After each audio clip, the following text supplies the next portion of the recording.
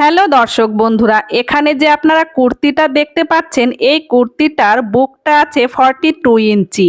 এই ডিপনেক কুর্তিটা কিভাবে কাটিং করতে হবে স্টেপ বাই স্টেপ সবটাই আজকে আমি আপনাদেরকে দেখিয়ে দেব। আমি আপনাদের এই কুর্তিটা যেইভাবে কাটিং করে দেখাবো ঠিক আপনারাও সেম ভাবে কাটিং করে নেবেন। শুধু আপনাদের সাইজ অনুসারে মাপটা একটু কম বা বেশি হতে পারে। কাটিং করার পদ্ধতি কিন্তু একই রকম থাকবে। তো দর্শক বন্ধুরা, আপনারা যদি আমার মতন এই ধরনের কুর্তি তৈরি করতে চান তাহলে আজকের এই ভিডিওটি কোথাও স্কিপ না করে পুরোটা দেখার চেষ্টা করবেন। আর আমার চ্যানেলের ভিডিও যদি আপনাদের ভালো লাগে তাহলে আমার চ্যানেলটি সাবস্ক্রাইব করে দেবেন। আর যেই বন্ধুরা অলরেডি আমার চ্যানেলটি সাবস্ক্রাইব করে ফেলেছেন সেই বন্ধুদের অসংখ্য ধন্যবাদ। তাহলে চলুন বন্ধুরা, আজকে এই কুর্তি কাটিং এর ভিডিওটি শুরু করা যাক। দেখুন, এই কুর্তির কাপড়টিকে প্রথমে আমি এখানে একটি ভাঁজ করে দুটো পার্ট করে নিয়েছি। এই দিক থেকে এইভাবে সামনের দিকে ভাঁজটা করেছি, এই দিকটা জয়েন্ট সাইড আর এই দিকটা হলো ওপেন সাইড। এবারে কাপড়টিকে সামনের দিকে এইভাবে ঠিক আরেকটি ভাঁজ করে নেব। দেখুন, ঠিক এইভাবে আরেকটি ভাঁজ করে নিলাম। এইভাবে ভাঁজ করে এই কাপড়টি মোট দুটি ভাঁজ করে 4 পার্ট হয়ে গেছে। এই যে আমার এই দিকটা জয়েন্ট সাইড আর এই সামনের দিকটা হলো ওপেন সাইড।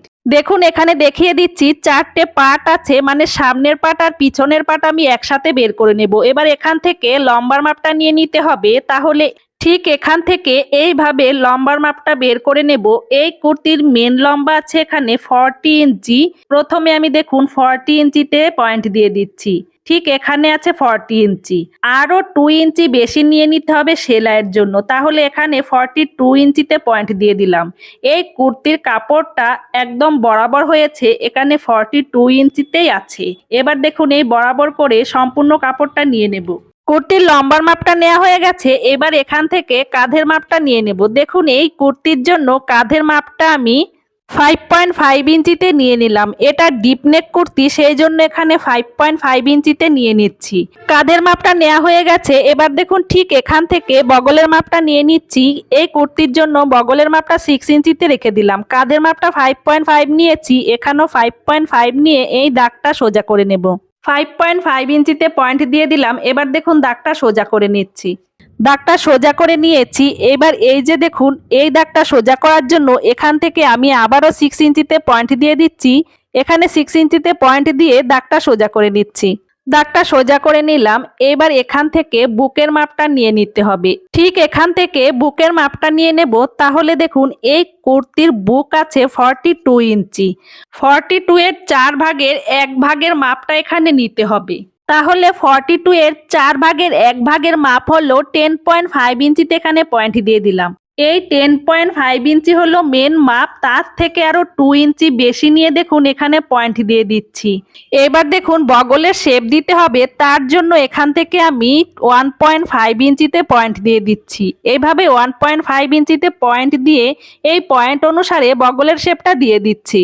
ব্লাউজের জন্য বগলের শেপটা যেইভাবে দিয়ে থাকি এখানেও সেম ভাবে দিয়ে দিলাম, হালকা একটু নিচের দিকে নামিয়ে দিলাম। এবার দেখুন, বগলের যে শেপ দিয়েছি ঠিক এখান থেকে আমি কোমরের জন্য পয়েন্ট নিয়ে নিচ্ছি। এখান থেকে কোমরের মাপটা নিয়ে নেবেন। আপনার হাইট যদি কম হয় তাহলে 6 ইঞ্চিতে পয়েন্ট দিয়ে দেবেন।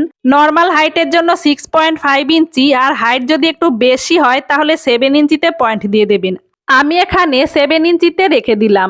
এবার এই যে পয়েন্ট দিয়েছি এই সোজা করে কোমরের মাপটা নিয়ে নিচ্ছি। এই কুর্তির কোমর আছে 38 ইঞ্চি। 38 এর 4 ভাগের 1 ভাগ 9.5 ইঞ্চিতে এখানে পয়েন্ট দিয়ে দিলাম। আরও 2 ইঞ্চি বেশি নিয়ে এখানে পয়েন্ট দিয়ে দিচ্ছি। কোমরের মাপ নেওয়া হয়ে গেছে। এবার হিপের মাপ নিতে হবে। বগল থেকে দেখুন ঠিক এইভাবে ফিতেটাকে আবার ধরলাম, ধরে এখান থেকে হিপের মাপটা নিয়ে নিতে হবে। তাহলে বগল থেকে দেখুন, হাইট কম থাকলে 13 ইঞ্চিতে পয়েন্ট দিয়ে দেবেন, আর নর্মাল হাইটের জন্য 13.5 ইঞ্চিতে পয়েন্ট দিয়ে দেবেন। আর হাইট যদি একটু বেশি থাকে তাহলে 14 ইঞ্চিতে পয়েন্ট দিয়ে দেবেন। আমি এখানে 14 ইঞ্চিতে পয়েন্ট রেখে দিলাম। এবার ঠিক এই সোজা করে হিপের মাপটা নিয়ে নেব। এই কুর্তির হিপ আছে 44 ইঞ্চি। 44 এর 4 ভাগের 1 ভাগ 11 ইঞ্চিতে পয়েন্ট দিয়ে আরও 1 ইঞ্চি বেশি নিয়ে নিচ্ছি। দেখুন, এখানে আমি আরও 1 ইঞ্চি বেশি নিয়ে পয়েন্ট দিয়ে দিলাম। এই যে পয়েন্ট দিয়েছি এই পয়েন্ট তিনটেকে মিলিয়ে দিতে হবে। তাহলে পয়েন্ট তিনটেকে মিলিয়ে দিচ্ছি। পয়েন্ট 3টে মেলানো হয়ে গেছে। এবার দেখুন এই যে হিপের মাপটা যত আছে, দেখুন এখানে হিপের মাপটা যত আছে তার থেকে প্রায় 1 ইঞ্চি বেশি নিয়ে আমি এখানে ঘেরের মাপটা নিয়ে নিচ্ছি। তাহলে ঘেরের জন্য এখানে আমি 13 ইঞ্চিতে পয়েন্ট দিয়ে দিলাম। এই যে এখানে পয়েন্ট দিয়েছি, এই পয়েন্ট হিপের সাথে এইভাবে সোজা করে মিলিয়ে দিচ্ছি।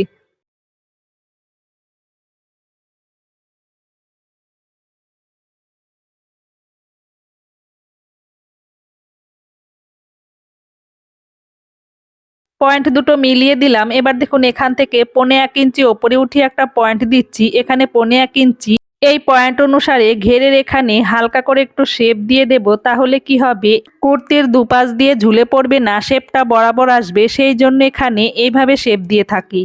এবার দেখুন এই কুর্তির জন্য এখান থেকে নেকলাইনটা নিয়ে নিচ্ছি। এখানে 2 ইঞ্চিতে পয়েন্ট দিয়ে দিচ্ছি। নেকলাইনটা 2 ইঞ্চি নিয়ে নিলাম। এবার এই কুর্তির জন্য নেক ডেপ নিয়ে নিতে হবে। সামনে পিছনে একসাথে আমি নেক ডেপ 7 ইঞ্চিতে রেখে দিলাম। এবার এখান থেকে দেখুন 2 ইঞ্চিতে পয়েন্ট দিয়ে এই পয়েন্টগুলোকে মিলিয়ে দিচ্ছি। পয়েন্টগুলো মিলিয়ে দিলাম। এবার দেখুন সামনের পাটের গলার জন্য এখানে পান শেপ দিয়ে দিচ্ছি। এই পান শেপটা সামনের পাটের গলায় থাকবে, পিছন পাটের গলার জন্য আমি পরে শেপ দিয়ে দেব। গলার শেপটা দেয়া হয়ে গেছে। এটা দেখুন কোমরের পয়েন্ট, আর এই জায়গাটা দেখুন হিপের পয়েন্ট। কুর্তিটা মেজারমেন্ট নিয়ে দাগ দেয়া হয়ে গেছে। এবার দাগ অনুসারে কেটে নিচ্ছি।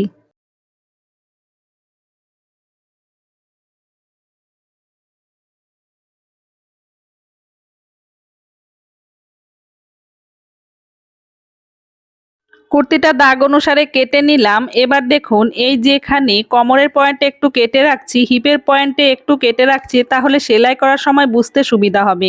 এই সামনের গলার শেপটা কাটতে হবে। তার আগে দেখুন ভিতর থেকে পিছন পাটটা বের করে নিচ্ছি। ভিতর থেকে পিছন পাটটা বের করে নিয়ে তারপরে আমি সামনের গলার শেপ অনুসারে কেটে নেব। ভিতর থেকে পিছন পাটটা বের করে নিলাম। বের করে নিয়ে দেখুন এবার সামনের পাটের শেপ অনুসারে কেটে নিচ্ছি। সামনের পাটে যেভাবে শেপ দিয়েছি শেপ অনুসারে কেটে নিলাম। এবার দেখুন পিছনের পাটটা আবার সেট করে বসিয়ে নিচ্ছি। বসিয়ে নিয়ে পিছনের পাটে আবার সেম ভাবে নেকলাইনটা নিয়ে নিচ্ছি 2 ইঞ্চিতে। এখানে 2 ইঞ্চিতে পয়েন্ট দিয়ে দিলাম। পিছনের পাটের জন্য দেখুন এবার আবার নেক ডেপ নিতে হবে। পিছনের পাটেও নেক ডেপের পয়েন্টটা আমি দেখুন 7 ইঞ্চিতে রেখে দিলাম। এবার দেখুন নিচ থেকে 2 ইঞ্চিতে পয়েন্ট দিয়ে দিচ্ছি। এখানে 2 ইঞ্চি, এই পয়েন্টগুলোকে এবার মিলিয়ে দিচ্ছি।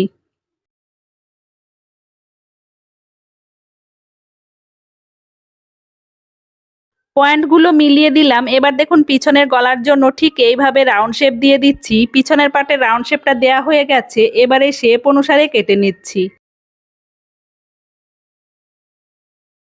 পিছনের গলার শেপ অনুসারে কাটা হয়ে গেছে। এবার আমি হাতা কেটে নেব। হাতা কাটার জন্য দেখুন সব সময় ব্লাউজ বা কুর্তি যাই হোক না কেন পিছন পাটের কাঁধ থেকে বগল পর্যন্ত এইভাবে কোনা করে মাপ নিতে হয়। হাতার পাশের জন্য এই মাপটা দেখুন আমি 10.2 ইঞ্চিতে পেয়েছি, আরো 1 ইঞ্চি বাড়িয়ে 11.2 ইঞ্চিতে নিয়ে নেব। এবার দেখুন হাতার লম্বাটা আমি এখানে সেলাই মার্জিন নিয়ে 17 ইঞ্চিতে রেখে দিলাম। এই দিকেও 17 ইঞ্চি বরাবর করে নিলাম। হাতার লম্বার মাপটা নেওয়া হয়ে গেছে। এবার হাতার পাশের মাপটা নিয়ে নিচ্ছি। হাতার পাশের মাপটা ছিল 10.2 ইঞ্চি। এখানে 10.2 ইঞ্চিতে পয়েন্ট দিয়ে দিচ্ছি। আরও 1 ইঞ্চি বাড়িয়ে আমি 11.2 ইঞ্চিতে পয়েন্ট দিয়ে দিলাম। এই দিকেও 11.2 ইঞ্চিতে পয়েন্ট দিয়ে হাতার পাশটা বরাবর করে নিলাম। এবার এই যে পয়েন্ট দিয়েছি পয়েন্টটাকে এইভাবে সোজা করে দিলাম। হাতার পাশের কাপড়টা কম আছে, সেই জন্য দেখুন আমি এইভাবে হাতার কাপড়ের বাইরে দাগ দিয়ে দিলাম। এবার এই ওপেন সাইডের এখান থেকে হাতার ডাউনের জন্য পয়েন্ট দিতে হবে। আমি এখানে দেখুন 5 ইঞ্চি নিচে পয়েন্ট দিয়ে দিলাম। এই যে আমি 5 ইঞ্চি নিচে পয়েন্ট দিয়েছি, এই পয়েন্টটাকে দেখুন ওপরের এই পয়েন্টের সাথে কোনা করে মিলিয়ে দিচ্ছি।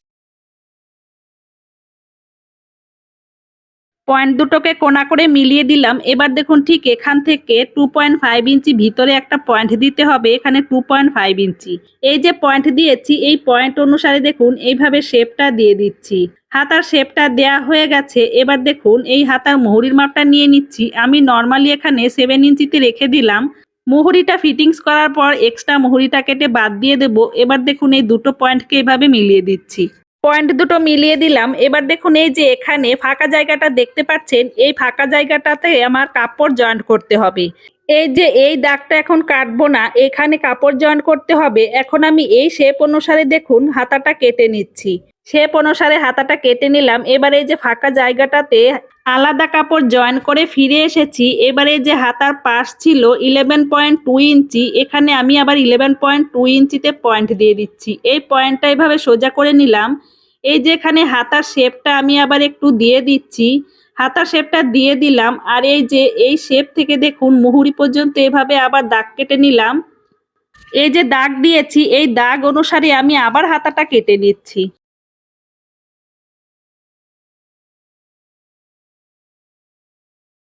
হাতাটা কেটে নিলাম। এবার দেখুন হাতার মিডিলে এইভাবে ছোট্ট করে একটু কেটে রাখবো, তাহলে সেলাই করার সময় মিডিলটা বুঝতে সুবিধা হবে। এবার হাতার সামনের পাটে শেপ দিতে হবে, তার জন্য হাতাটা খুলে নিলাম। খুলে নিয়ে দেখুন সামনের পাটে হালকা 2 থেকে 3 সুতা মতন শেপ দিয়ে দিলাম। এবারে এই যে সামনের পাটে ছোট্ট একটু কেটে রাখছি, তাহলে সেলাই করার সময় সামনের পাটটা বুঝতে সুবিধা হবে। আমার হাতাটা কাটিং করা হয়ে গেছে।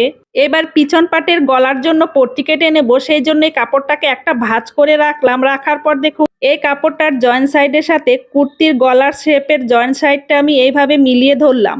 এইভাবে গলার শেপটাকে মিলিয়ে ধরলাম। ধরার পর দেখুন এই শেপ অনুসারে চক দিয়ে দাগ কেটে নিচ্ছি। গলার শেপটা যেইভাবে আছে সেম ভাবে গলার শেপ অনুসারে চক দিয়ে দাগ কেটে নিচ্ছি।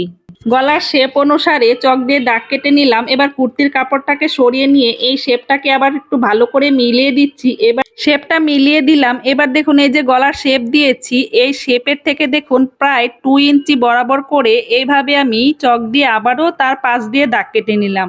গলার শেপটা যেইভাবে দিয়েছি সেই দাগ অনুসারে দেখুন পট্টির কাপড়টাকে কেটে নিচ্ছি। পিছন পাটের পট্টির কাপড়টা কেটে নিলাম। সামনের পাটের পট্টির কাপড়টা আমি যখন সামনের পাটটা সেলাই করব তখন কেটে নেব। এবার দেখুন এই সমস্ত পাটগুলো আমার কাটা হয়ে গেছে। তো দর্শক বন্ধুরা, এই কুর্তি কাটিং এর ভিডিওটি আপনাদের যদি কোথাও বুঝতে অসুবিধা হয় আমাকে কমেন্ট করে জানিয়ে দেবেন, আমি আপনাদের আবারও বোঝানোর চেষ্টা করব। এই ভিডিওর পরের ভিডিওতে আমি এই কুর্তিটা কিভাবে সেলাই করতে হয় স্টেপ বাই স্টেপ সবটাই দেখিয়ে দেব। এই কুর্তির যে সামনের ডিজাইনটা ভীষণ সুন্দর একটা ডিজাইন করেছি, এই কুর্তির সেলাইয়ের ভিডিওটি আপনারা অবশ্যই দেখবেন। তো দর্শক বন্ধুরা, আজকে কুর্তি কাটিং এর ভিডিওটি আপনাদের কেমন লেগেছে, যদি ভালো লাগে তাহলে একটা লাইক ও কমেন্ট করে দেবেন। ভিডিওটি দেখার জন্য আপনাদের অসংখ্য ধন্যবাদ। আপনারা সবাই ভালো থাকবেন, সুস্থ থাকবেন।